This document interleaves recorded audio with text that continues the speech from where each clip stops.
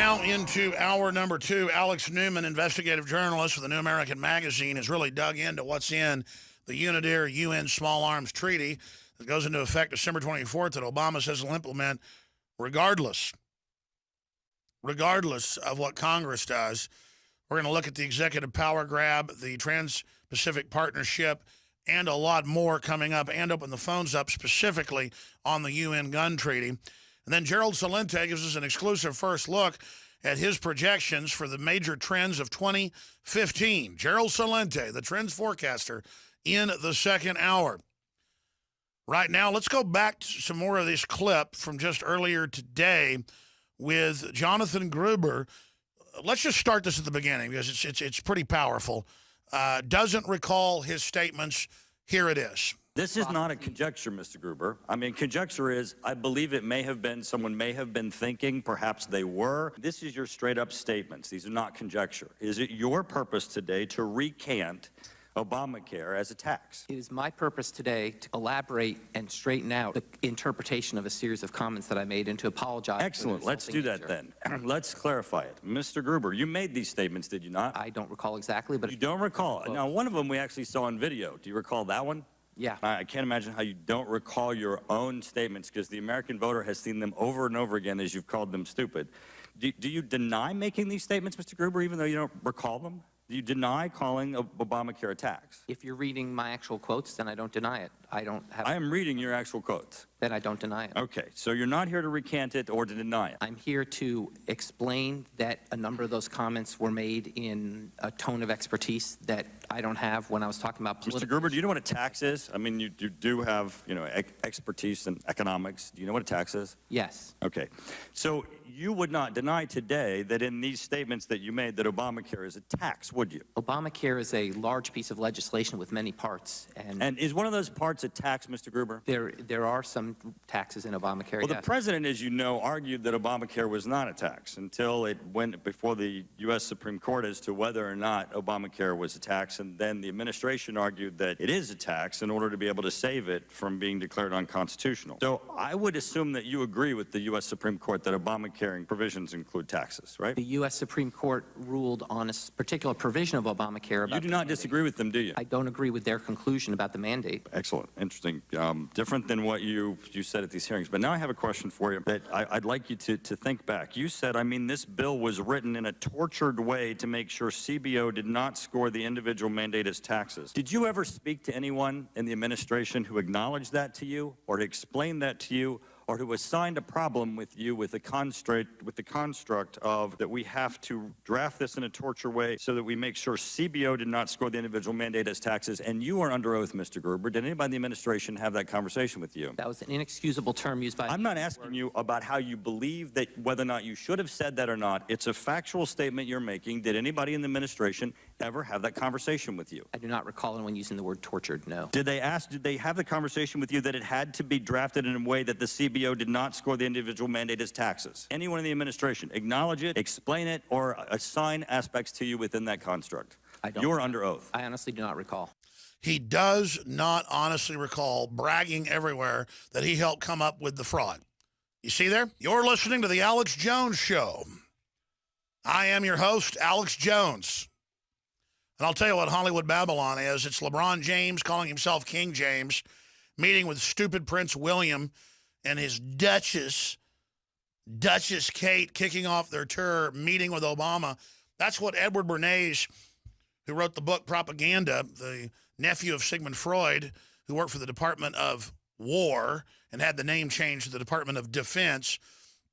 He's the reason you eat bacon with eggs in the morning. He's the guy that convinced women that smoking cigarettes would be cool and rebel against their man. He's the guy that has affected our lives probably more than anybody else in modern history. And he talked about mixing politics with Hollywood and the stage back in the 20s and 30s, and they've done that successfully. And then Hollywood can sell the agenda that the family's bad, that strong men are bad, that freedom's bad, that defending yourself is bad. They can sell this anti-human agenda so that we just stand down and become slaves. Now, I wanted to get Alex Newman on because he's an international journalist, educator, author, and consultant. He writes for the New American Magazine and WorldNet Daily. And the website is thenewamerican.com. I've gone over the different permutations of the UN treaty. I remember their small arms treaty they tried to get ratified by the U.S. in 2001. The July 7th copy said, quote, civilian ownership of firearms threatens the legitimate power monopoly of the state. Now, that's a very true statement except for one word, legitimate.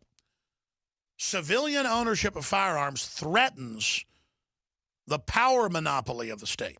That's a true statement. Not civilian ownership of firearms threatens the legitimate power monopoly of the state.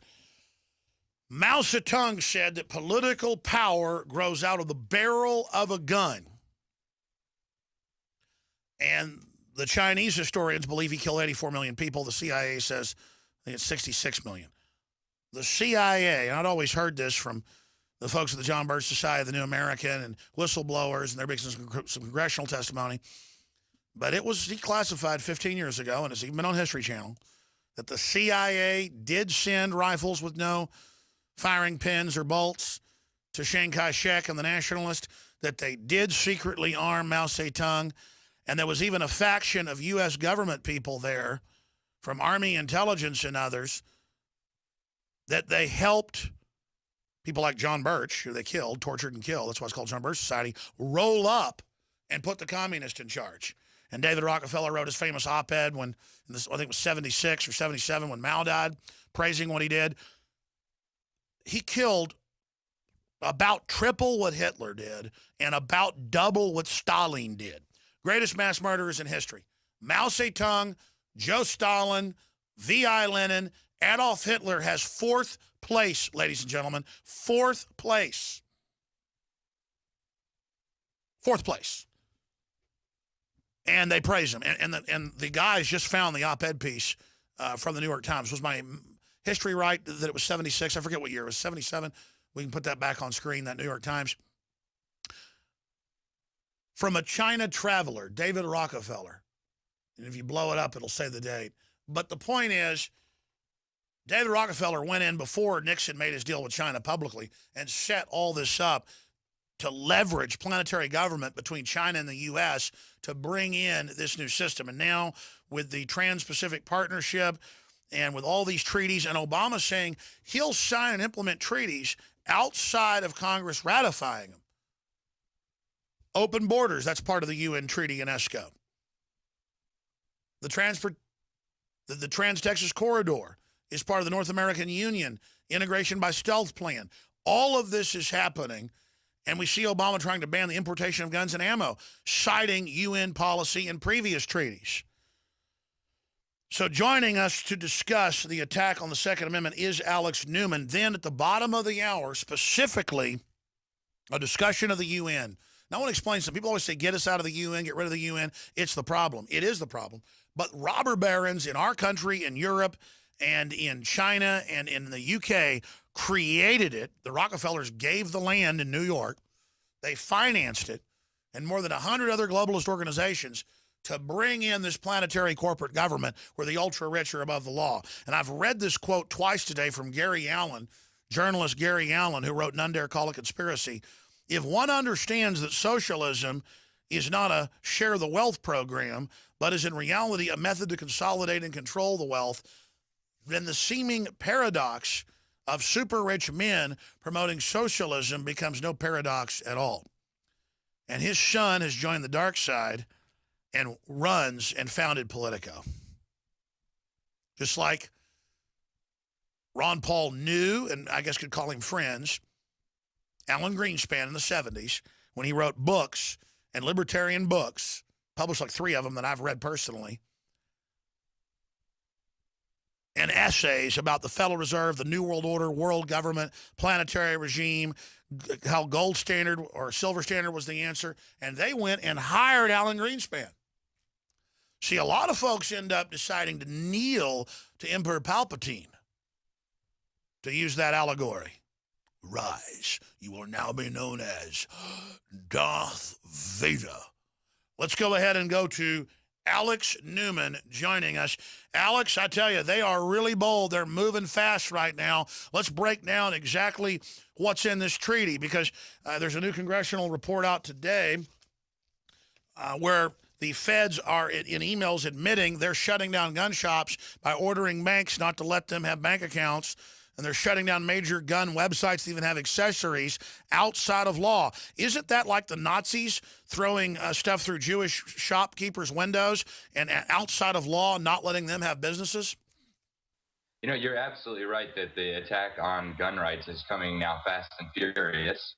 It's been accelerating recently, and the United Nations now is at the point where they're just brazenly and openly saying that, our gun rights, our Second Amendment is a human rights violation. We need to get rid of self-defense. We need to get rid of stand your ground. And most recently, after Ferguson and after the police shot that 12-year-old boy, they again attacked gun rights. So that's 4 or 5 times in the last year or so. And they're just getting so brazen about it now that they're, putting out press releases attacking our gun rights. And the Obama administration, of course, is fully on board with this. So the attack on gun rights is becoming very brazen. Now the UN is pushing for expanded background checks under the guise of human rights. And that's so extreme that even the Democrats couldn't get it through the Senate when the Democrats controlled the Senate. So that should give people a hint about how extreme these UN positions are. But it's par for the course for the UN. Just a few years ago, they were helping the government down in Venezuela disarm the citizens there, the law-abiding citizens, of course. The government gets to keep its monopoly on power. And it's just, in my opinion, it's unbelievable that we're at a point now where the UN feels like it can openly attack our gun rights as a human rights violation and get away with it. And it's only because the Obama administration is so anti-gun. I think that this is able to proceed so openly like this. But it's becoming brazen. They have the arms trade treaty coming into effect on December 24th. Like you said, Obama is talking about implementing these UN treaties without even getting approval from the Senate, as is required. And the Senate's had to, as you know, the Senate has had to threaten Obama that he better not try that. But then they never follow through when he does what he wants. The UN has criticized Obama for not opening the borders up enough. Meanwhile, they don't criticize North Korea. They don't criticize communist China. They don't criticize China selling and trafficking in human organs. They only criticize countries that have free market economics. Yeah, that's right. And I'm actually doing a big report on this right now for the printed version of the magazine. This entire human rights bureaucracy at the UN is beyond a sick joke. I mean, you have communist dictators on there. The regime in China sits on the Human Rights Council. The regime in Saudi Arabia that beheads people for converting to Christianity. The Cuban regime that's enslaving the people of Cuba. So these are the human rights people that are now lecturing the United States. But you said something before that I think is right on the money. The UN would not be able to get away with this stuff if the globalists in our country and the globalists in Europe were not fully behind the entire thing. I mean, we could just laugh off the UN as a ridiculous joke if it wasn't for the fact that we have the Obama administration and the globalists behind him and the Council on Foreign Relations empowering, I call it the Dictators Club. A lot of people call it the Dictators Club, and that's an accurate description of what we're talking about here. Zimbabwe, Sudan, mass murdering regimes can sit on the Human Rights Council. Gaddafi chaired the Human Rights Commission in 2006. So we have here an outfit that literally should be ridiculed by the entire world. And you're exactly right. Rather than attacking countries that actually do have human rights violations, they put the worst human rights violators on the Human Rights Council and then have them attack the United States for our actual rights, like our gun rights and our self-defense rights and our rights to free speech. They want hate speech laws. So it would be a cruel and ridiculous joke, except for the fact that our globalists here in the United States and in Europe are fully behind this organization. I'm no fan of the police state. I'm known for being the guy that criticizes it and is trying to stop it, but it doesn't mean I'm against the individual police themselves. We can see classic communist liberation theology with the Democratic Party and others trying to have class warfare now between the general public and the police. I mean, this is so transparent. Yeah, that's exactly what's going on, Alex. I'm so glad you mentioned that. They're trying to stir up any tensions and any hatred that they can. just keep the public distracted from the real criminals. Have the police and the citizens at war with each other, the blacks and the whites at war with each other, the rich and the poor, the men and the women, any kind of division. That's right, because the globalists are an enemy alien operation, and what would an enemy do? It would divide the people so it could take them over. Alex Newman, let's look at this treaty and the fight that's coming up in the House and in the Senate to stop Obama, who's announced he's going to move unilaterally on this and more. Stay with us. I'm going to give the phone number out, and we're going to take calls coming up. Alex Newman of the New American Magazine is our guest. I'm Alex Jones. For the last year, I've been hearing about Infowars.com, Alex Jones billboards in Florida, in Arkansas, in Texas, and New Jersey, and in Missouri, just all over. And radio stations have bought us billboards, and citizens have done it here and there. It's happened probably hundreds of times. But whoever's doing this has done a whole bunch of them.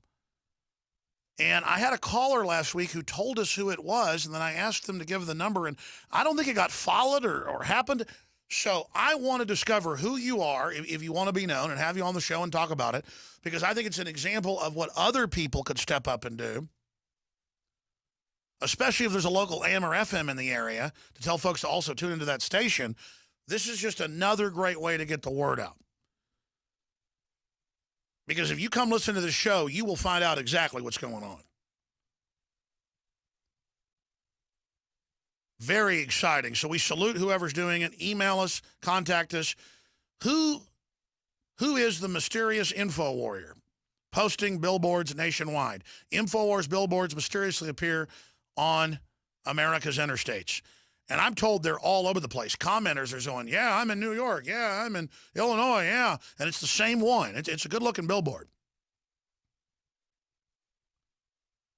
And if more citizens stepped up and did that, it could be a huge effect. A huge effect. I'm going to now move back to our guest, but that's what this broadcast is a watchman on the wall, a watchwoman on the wall, telling you what's going on. And even if I'm bombastic sometimes, fine. I got all these great reporters, all these great guests, all these other researchers. It's about the information. I'm just here blowing the trumpet.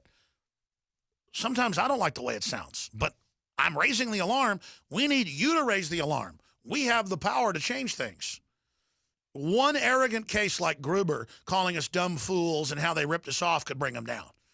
And these people can't change their spots. They keep acting arrogant. Alex, I think that's a big part of the reason I'm confident is history shows tyrants and their minions love to brag. They always go too far. They never stop pushing. They think they're going to hide their world government, but it's so big, it's so out in the open now, they don't laugh at us when we talk about the Federal Reserve being private. They don't laugh at us when we talk about world government. When mainstream media criticizes me, they don't even say he's nuts and thinks there's a plan for world government. They say he criticizes the move to world government. I mean, we've come so far since the days that Mr. Welsh founded the group that has your magazine. Talk about where you see the world right now. Then I want to come back and drill into the treaty itself and take phone calls. The toll-free number to join us specifically on the UN and on this treaty is 800-259-9231. We're discussing the stealth but also extrajudicial move to take our guns, 888-253-3139. This is only a few minutes left in this short segment, Alex. What do you think the real state of the world is right now? I think thanks to patriots like you, and you're doing a really great service to humanity, Alex. A lot of people have woken up because of the work that you're doing. But with what you're doing and what the whole alternative media is doing, it's shifted the debate, and the globalists know this. I don't know that they're scared yet, but they realize that people are waking up right and left every day. That's why we see the drive to censor the internet and, to pass hate speech laws to censor the truth and censor criticism of the political class. So I think they're nervous. I think they realize that humanity's waking up. And, as we get closer to this criminal world government that they're trying to set up, it's going to become more and more obvious to more and more people. It's going to step on people's toes. It's going to force people to come out of their comfort zone, tune out the football for a little bit and realize that what's happening here is serious and it's going to affect every one of us. So I think the globalists realize this, and I think the patriots realize this. Now, it's a race against time, but with God on our side, I'm very confident that the globalists can be at least defeated and held back for a significant amount of time. And they think they're moving into their new world order. They call it the new world order. They think it's coming soon, but I beg to differ.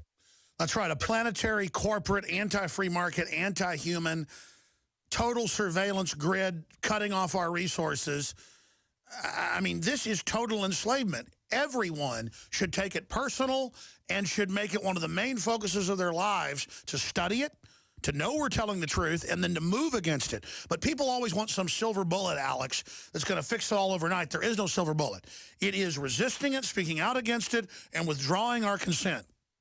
That's right. And what you do, Alex, is exactly what people need to be doing. Get information out there. Get the truth out there. Educate your community. Educate the electorate. That's how we're going to get good politicians in office. That's how we're going to restore the Constitution. All right, we'll be right back with your phone calls, and we're going to look at the treaty and other globalist treaties. They're moving on all fronts in a bum rush of desperateness. They're behind schedule. We are not fooling around. We're not playing games. We know how epic it is to be alive right now on this planet and what we face as a society. We're not just here Monday through Friday, 11 a.m. to 2 p.m. Central. We're back Sundays, 4 to 6 p.m. live with a Sunday transmission. Many of our affiliates carry it. We're very thankful for them doing that. We also have the nightly news, 7 o'clock every weeknight, Monday through Friday, 7 o'clock Central. And when big events happen, sometimes we go live for 6-7 hours. But every night, 7 o'clock Central. One membership, we just have memberships to pay for the bandwidth. And as bandwidth gets cheaper over the years, we lower the price and offer more memberships. One $5.95 a month membership. You create a username and passcode that's unique to the site that you can share with friends and family. And 20 people can simultaneously log in with the same username. 20 people can simultaneously log in with the same username.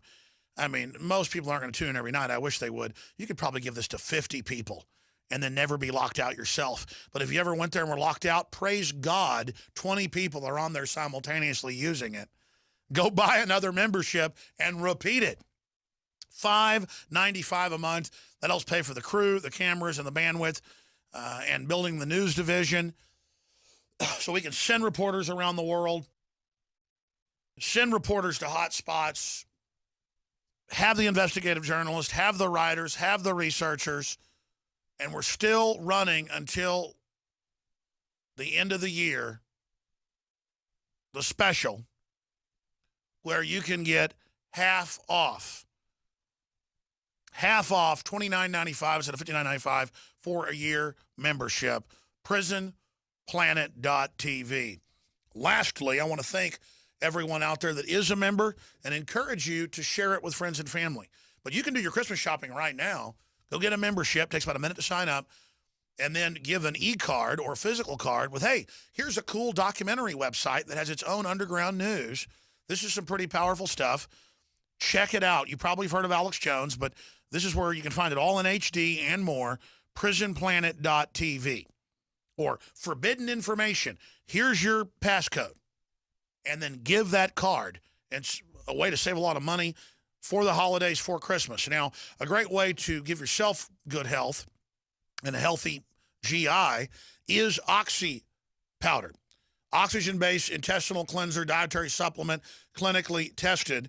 This has been Dr. Group's flagship product for more than a decade. It's used in Hollywood. Big Hollywood stars have been on record saying how they go down multiple dress sizes with it. And the average person has about 20 pounds of rotten food in their intestines. I'm not going to get graphic here. Everybody knows that. Rob Dew, in 1 week taking it, he was on about a month ago. People responded by his testimony. I was going, man, this Oxy powder, I just did it, lost a few more pounds. And he goes, yeah, man, I lost, I think it's 17 or 18 pounds in 7 days on it. And he was already not fat. He had a stomach sticking out for a reason. That's because it's all full of, you know what? I mean, they say Bill Clinton's full of. Well, he needs some Oxy powder to flush out his brain, though. That's where it's backed up to, his brain there. I'm not trying to be gross. The point is trying to be funny. Oxy powder, we have a supply of it, but Group's going to be out of it. We're going to be out of it. I would order it now and give yourself as a New Year's resolution to start using it now right through into next year. There are about 3 cleanses on average in each bottle. 100 capsules. in there, 100 milligrams each, and it will elemental magnesium, ozonated magnesium, natural citric acid, and more, and it just flushes you out and releases in the intestines. Oxy powder. It's 120 vegetarian capsules. I'm sorry, I said 100. I always tend to downgrade using my memory for some reason. I'm very inaccurate, almost always downgrading things as folks have actually tracked and looked into what I say. It's not on purpose. It's just that it's 120 capsules. Suggested use, start by taking 4 capsules with an 8-ounce glass of water on an empty stomach before going to bed. If you do not achieve 3 to 5 movements the following day, increase your serving to 2 capsules each night until 3 to 5 are achieved each day. Continue in this quantity for 6 consecutive days. Rob Dew didn't have that big of an effect at 4. He's a big guy, like 6'3". He went to 7 capsules, and it was spectacular. Okay, I'm going to shut up now. For best results, add the juice of 1/2 lemon, preferably organic, to your water when taking the capsules. Drink plenty of water during the day when using Oxy powder. Life-changing, InfoWarsLife.com, along with the other products. We're sold out of the B12, Secret 12. More of it's coming in. We may be able to offer it before Christmas. If your orders are in by December 17th, that gives us another 8 days, 9 days. You will get it before Christmas, and it supports the transmission. All right, I'm going to shut up now and give Alex Newman of the NewAmericanMagazine.com the floor to talk about the treaty, the Trans-Pacific Partnership, and why he thinks they're moving on so many fronts right now. Then we're going to go to Chad, Jim, Kevin, Nate, Leon, and others that are patiently holding. Again, thenewamerican.com. Alex, you've got the floor. Basically, there's a number of really important treaties that are moving through the process right now that people need to be aware of. Each of them infringes on our sovereignty and on our inalienable God-given rights. I think the Arms Trade Treaty is one of the most important. Article 2 right there basically defines for us that citizens do not have a right to own guns or ammunition or any type of self-defense weapon that's listed in there. Article 3 deals with ammunition. And initially, at least, the treaty mandates that national governments form a registry with the eventual goal of confiscation, because as the treaty explains, the idea is that only authorized state parties should have access to firearms and weaponry.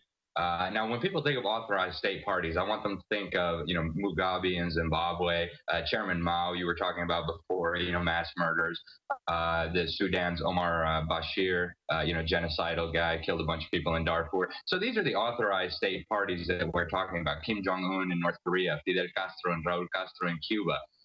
These are the people that the UN thinks deserve to have guns. And us citizens, we don't get any guns. And the UN has made that clear for a long time. Like I said before, they recently helped disarm the people of Venezuela, who are, as your listeners probably know, living under a regime that also does not really respect freedom and human rights and God-given rights. So the Arms Trade Treaty, that's a big one. The UN says it's going to go into effect on December 24th. Of course, the Senate has not ratified it, but Obama, as always, is scheming to implement at least parts of it without ratification. Then we have, of course, the Trans-Pacific Partnership, which is an idea to merge the United States further into these regional building blocks of the New World Order. This one involves the communist dictatorship in Vietnam, for example, and presumably it would eventually expand to include others. Then they're trying to merge the United States with the European Union through the Transatlantic Trade and Investment Partnership. People who know anything about the European Union should instantly realize why that's a terrible idea. All of these so-called free trade agreements, one of the things that they do is set up international tribunals that can overrule state law, that can overrule federal law. So basically, we lose our right to govern ourselves. We would be governed by unaccountable international bureaucracies. These have nothing to do with trade. I'm not opposed to free trade. I think free trade is a good thing. But we're not talking about free trade here. We're talking about managed trade, thousands of pages of regulations and international bureaucracy. We're talking about government. I mean, Exactly. That's how they set up the EU, was calling it a free trade commonwealth. That's exactly right. And we have, the North American Free Trade Agreement. The European Union started with the European Free Trade Agreement. So they thought they were going to build the North American Union here. Robert Pastor, the founding father of that idea, he credited the John Birch Society with killing the plan. But as the CFR made clear even recently this year, they still have plans for this big North American super bloc that would basically usurp the sovereignty and the liberties of the people of the United States and Mexico and Canada. But one thing I want to mention about all these treaties, it all sounds like gloom and doom. One thing that needs to become more widely known, treaties are not in and of themselves the supreme law of the land. There's this misconception promoted by the government and by the UN that, the U.S. government signs a treaty, the Senate ratifies it, suddenly whatever it says in that treaty is the law of the land. That's just simply not the case. Thomas Jefferson, the author of the Declaration of Independence, one of the most important founding fathers, he made that absolutely clear in his letters and his writings. Treaties do not supersede the Constitution. They do not grant any new powers to the federal government that weren't granted by the Constitution. And the Supreme Court has agreed with this interpretation as recently as 57 in Reed versus Covert. They said the federal government cannot assume any new powers just by signing a treaty. So, that's really one of the big stumbling blocks here for the globalists. They have to literally distort what the Constitution says to pretend like all these treaties purporting to grant the federal government and the UN all this power are legitimate. They're not legitimate. They're simply not legitimate. It doesn't matter if the Senate ratifies them. The federal government cannot expand its powers with a treaty. The Supreme Court has said so. The Founding Fathers said so. The Constitution says so. And it's very clear. So if we can expose the truth and the facts and the globalists, I see clear skies ahead. We can do a lot of good things, but it's going to require effort from everybody to educate their legislators, educate their congressmen, educate their city council, educate their communities about these facts so that we can avoid the future that these, maniacs is a good way to call them, have planned for us. Well, you're right. The constitutional scholars are legion on the fact that a treaty does not trump a domestic law. But regardless of that, Obama is saying he will order agencies to follow treaties even if Congress doesn't ratify. Let me ask you this question. What do you make of Mitch McConnell and John Boehner and others refusing to repeal Obamacare, refusing to go after him, refusing to impeach him, refusing to shut down the government, to force him to not have executive amnesty? I mean, this really shows us that the globalists are controlling the leadership of both parties.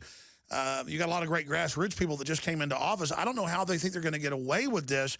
And having people like Jonathan Gruber traipsing around, admitting it's a way to socially engineer and raise taxes, and then his own party running from him but still defending the legislation. We have to come to grips with the fact that we really are dealing with a group of criminals. Mm-hmm. And, no doubt the leadership of the GOP is controlled by neocons and globalists, same Council on Foreign Relations that controls the Obama administration and the UN. And that's obvious just by their fruits. By their fruits you shall know them. We can look very clearly at Congress. They just got a huge Republican majority, and they're relying on the ignorance of the American people and on Republican voters in particular to not understand that they have the complete and total power to stop any of this. All they have to do is refuse to provide funding for it. All funding has to come from the House of Representatives. If the House does not approve funding for Obama's imperial decrees, for the UN climate, they're not even calling it a treaty now because Obama knows he won't get it ratified. But they can deny funds for any of this. That's and right. All Obama can do is kick and scream. So they're relying on our ignorance to get away with this kind of stuff. But if we can educate the American people, show them that, the House has the power to cut the funding for any of this, the whole charade crumbles. And I hope that, a lot of these new grassroots Republicans that got elected, I hope That's they right. will go down. Well, that's why Congress keeps playing dumb. Like, we didn't know that Gruber's plan to us was a lie. We didn't know. Well, now they know it's a screw job. They need to repeal it. Let's play this clip of Elijah Cummings savaging Gruber. Cummings is really good at acting like he doesn't know that he supports stuff that is basically double black unemployment in Maryland. Here's the clip. And then we'll... Jonathan Gruber for stupid, absolutely stupid comments he made over the past few years, and then drill and grill Administrator Taverner about what appears to be an inadvertent mistake in reporting ACA enrollment numbers. This may be good political theater, but it will not help a single American get health insurance. It will not help a single person get well. It will not help a single person get the care that they need. This is how he talks to you like you're 5 years old. Let me be clear. I'm extremely frustrated with Dr. Gruber's statements. Your screw job's getting exposed. They were irresponsible, incredibly disrespectful, Well, for telling the truth about what you're involved in? and did not reflect reality, and they were indeed insulting. I was in Congress when this law was debated, and Dr. Gruber does not speak for me or the chairman of the other committees who worked tirelessly. Or the on this 12,000 bill. pages of changes that We you debated this legislation for nearly a year You debated it, huh? before it Really? was finally passed and signed by the president. Did you read any of We it? held 79 hearings and markups in the House of Of Representatives propaganda alone. and baloney. Never once did I believe or did anyone suggest that we were somehow hiding our goals from the American people. Yeah, you don't want our guns either. But worst of all, Dr. Gruber's statements gave Republicans a public relations gift in their relentless political campaign to tear down the ACA and eliminate health care. The Republicans for helped millions write it. of Americans. The Republican leadership. Many Republicans now allege You mean good some Republicans? kind of Democratic conspiracy, Oh. citing the praise for Dr. Gruber's work from President Obama and other Democrats. But that, too, is completely wrong. Let me highlight some additional praise Dr. Gruber received for his work. Dr. Gruber received the following thanks for his contributions to health care legislation, and I quote, Jonathan Gruber at MIT devoted hours and hours to an essential economic model. All right, let's not play any more of That these statement lies. was not- What do you make of this type of arrogance and hubris? Then we're going to skip this network break and go to phone calls. You know, I think it's symptomatic of everything that's going on in Washington, D.C. It's constant. It's all about deceiving the stupid voters, as Gruber put it. If they couldn't deceive the stupid voters, they couldn't get away with this kind of arrogant crime spree. Hence Common Core. It is. You know, it's all across the board. If you look at education, healthcare, all of it relies on deceiving voters who they think are stupid. And, you know, that makes our job very clear. We need to educate the electorate and get these people out of office so that they'll stop destroying our country, stop trampling on our rights, and stop selling us out to organizations like the United Nations that are being used to take our guns and infringe on freedom around the world. It's that simple. Well, they're just mafias that come in and hijack free economies, cut them up, divide them up, and then have a new scam to fix all the problems they've created before. And Cummings knows full well what he's done. Everybody knows what's in that bill up there in Congress. And see, now they're like, the Republicans want to get rid of what we've got. No, Boehner and McConnell don't. See, because when it all comes out that they're together on it, then they lose the Democrats. The only reason the Democrats are supporting it is because they think the Republicans want to take their free goodie away, and they've had an imaginary victory. That's why you checkmate them when you actually bring out its bipartisan screw job. Jim in Missouri, thanks for holding. You're on the air worldwide. Hey, thanks. Mr. Newman, I'd like to direct this question to you. I got a couple points I'd like to make. First of all, you know, I believe that the local law enforcement is the biggest hurdle the government has in gun confiscation. But I'm wondering if the Obama administration will use these latest cases of police brutality to... Oh, yeah, they're trying to start a civil war. And so the UN can come in and demand that the citizens and local police are disarmed. That's in the UN original UNIDIR treaties, and State Department Memorandum 7277 is to disarm the people, then the police, then the federal police, and only have UN peacekeepers, a monopoly of power by the world governments. Sorry, caller, go ahead. Well, you know, we keep seeing these police brutality cases, and the government, the Obama administration especially, jumps on these things, and whether they're true police brutality or whether they're not, they're criticizing the local law enforcement. And I just see this as a way for the Obama administration to turn the people against local law enforcement to help them further federalize the local law enforcement to be able to do whatever they want. You know, I believe that local law enforcement is one main thing standing in the way of gun control, because we got a lot of sheriffs and police departments that will not enforce it. But if the federal government has federalized local law enforcement, then they can do whatever they want, and that's my fear. That's it. No, what you said is 100% true. Alex, any comments on that? Yeah, you know, we've been running for decades the campaign supports your local police and keep them independent. And it's for exactly this reason. You know, local law enforcement is not the enemy. Obviously, there's, you know, some bad apples, whatever you want to call them. And you find that all across society. It's not unique to police departments. The biggest problem is the federal control over local law enforcement, the militarization of law enforcement that's being carried out from Washington, D.C., So really, the source of these problems tracks back to the unconstitutional machinations by the federal government. And then you have people like Obama who have been showering military equipment on local police, stepping in and saying, oh, look, police militarization. So there's a very sinister agenda here. The UN is exploiting the same thing. They're trying to demonize local law enforcement here in the United States as, some kind of gung-ho, racist, lunatic wackos. And that's just not the case. The local law enforcement, that's our friends, that's our neighbors.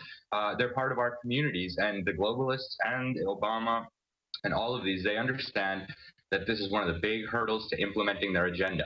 Well, there's certainly some rotten areas in the country, but when the globalist weaponized media is attacking local police 24/7 and Hollywood's involved, it's bad. I mean, it's a no-brainer. When the enemy's doing something, I can intellectually track why it's bad, like Jim just said, like you just said, but it's just obvious. It's so outrageous. Anything else, Jim?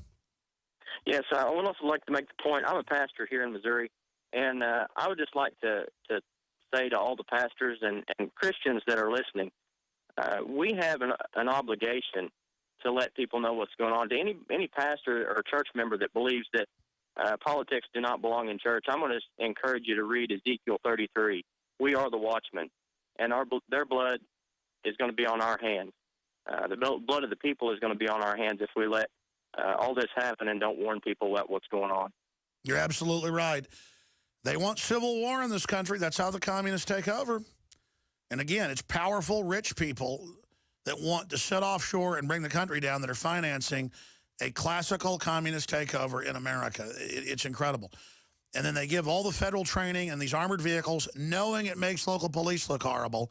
Then they come back in and go, we'll train them how to use these tanks right, while the people throwing the bottles work for the Justice Department on record. I mean, it's sick. Kevin in West Virginia, you're on the air. Go ahead. Hi. How are you, both Alexis? My question is, my family is nothing but hunters, and this whole disarmament treaty, I don't quite understand it. Well, it's simple. Do you think a tiger or a lion wants a gazelle or a ding-ding it's going to eat? Some little deer? Do you think it wants it to have like big 10-inch fangs?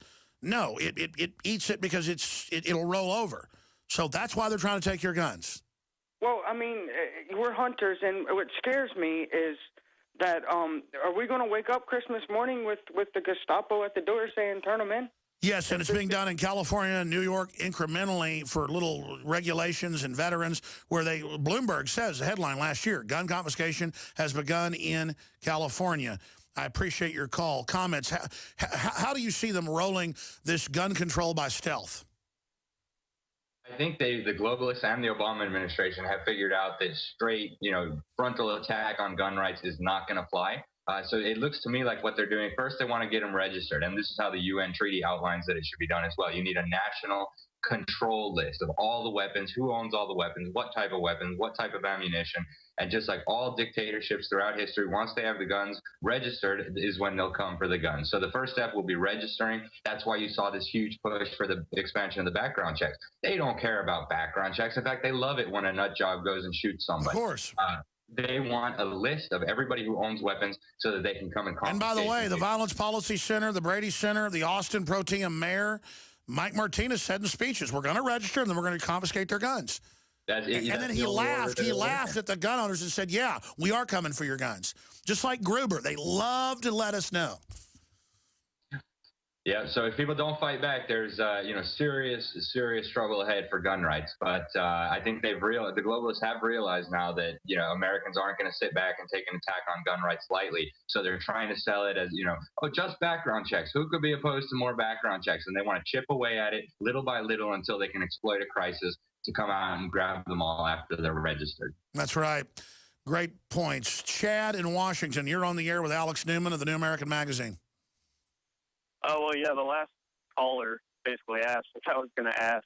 I just was hoping he could explain a little bit more. I don't remember who said it, but somebody was saying if a state doesn't really comply or the populace doesn't comply, then they'll send in the UN troops pretty much to disarm people. I was hoping he could just explain a little bit more. Well, that's after the Civil War.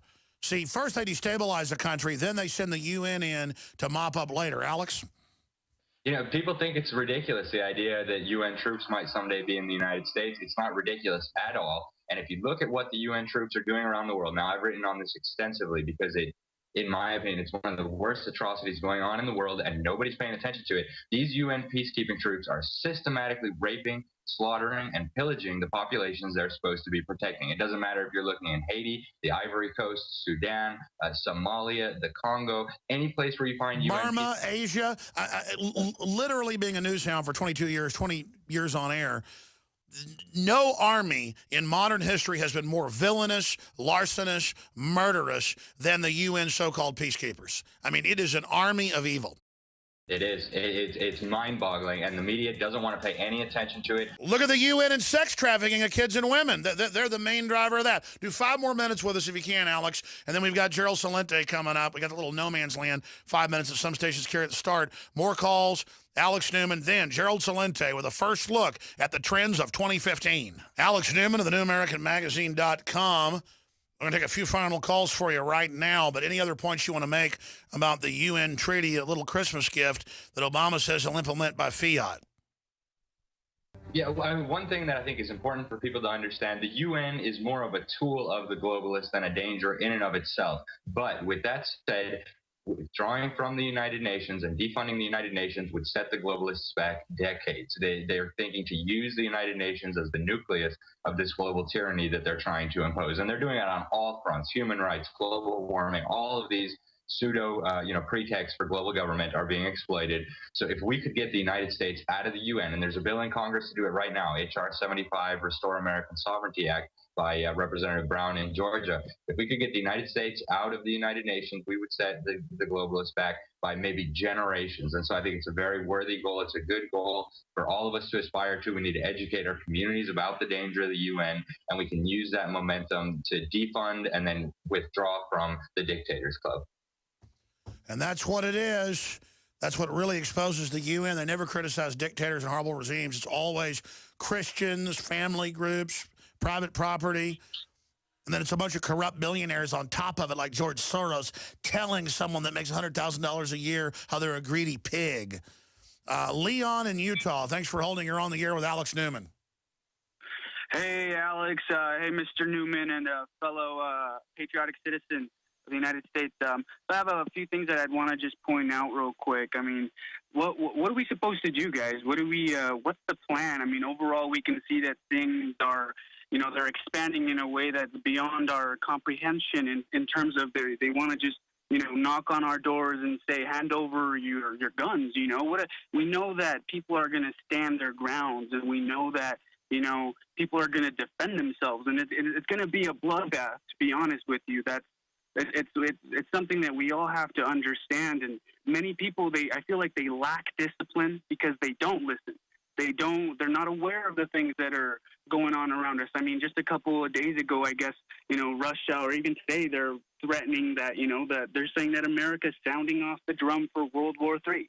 I mean, you can obviously tell that they're not right here. And I mean, we know that violent protests take us nowhere. And, they obviously don't agree with self-protection. And so what's the plan? What kind of action are we supposed to take aside from petitioning and protests? What's the answer here? Me what they can do. I always say, first of all, resist calls for violence. Most of the time, those are probably going to be coming from federal provocateurs and globalists anyways. Resist calls to this divide and conquer. It's not about race. It's not about class. It's not about any of these things. It's about globalist criminals versus the people of the United States, their liberties, and all that is right and good in the world.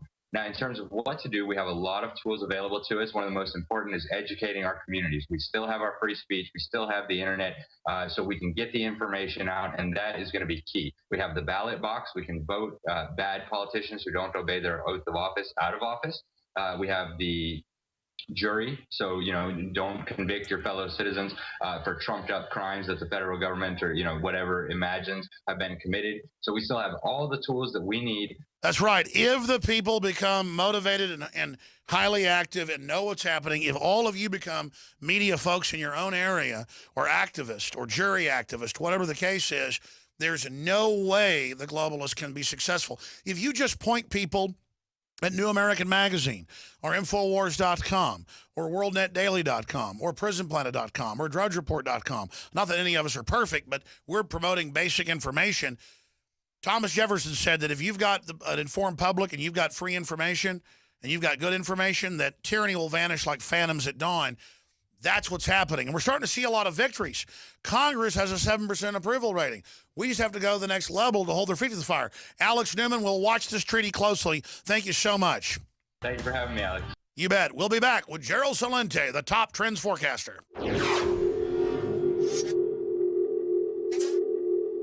From the water table to our soils to the atmosphere itself, our world is becoming more and more toxic each and every day. But it's not just the air outside that's toxic. Indoor air has been shown to have 2 to 5 times higher concentrations of pollutants than even outdoor air. And most Americans spend 90% of their time inside using toxic chemicals within their homes. There are more than 42 million smokers in the United States. Well over 1,000 types of mold and mildew linked to numerous conditions. And don't forget the fact that 6 million Americans live with pets they're allergic to as well. When I began to research these statistics, it was clear to me it was time to start cleansing my lungs in order to combat the toxic environment that we cannot escape, but that we can fight back against. Made with organic and wild cultivated herbs and manufactured in the USA, the new InfoWars Life Lung Cleanse is here in a convenient spray bottle that can be brought with you throughout any toxic environment. Now available exclusively at InfoWarsLife.com or by calling toll-free 888-253-3139.